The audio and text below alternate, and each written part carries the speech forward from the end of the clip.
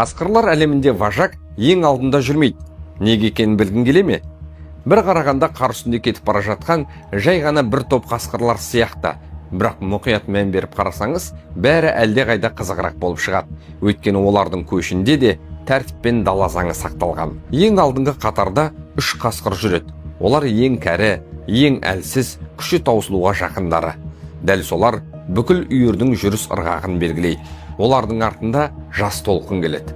Олар жас, шапшаң, агрессивті қасқырлар. Қауіп туа қалса, бірінші қарсы алатын да солар. Одан кейін үйірдің ең құнды бөлігі ұрғашылар мен күшіктері. Олар ең күштілер емес, бірақ болашақ соларда. Сондықтан оларды барлық жақтан қорғайды. Олардың артында тағы бір қорғаныс шебі бар. Бұлар алға емес, артқа қарайтын қасқырлар. Өйткені табиғатта шабуылдың көбі дәл арт жақтан келеді. Үйірдің ең соңында бәрінен бөлек жалғыз қасқыр жүреді. Ол важак. Абадан алға шығып таңғайыр болып жүрмейді. Себебі оның орны бүкіл үйірді толық көріп, қайсысы шаршады, қайсысы алаңдаулы, қай жақтан қауіп бар, бәрін бақылап, көріп жүретін тұс. Қажет болса, бірінші болып жанын пида етуге дайын.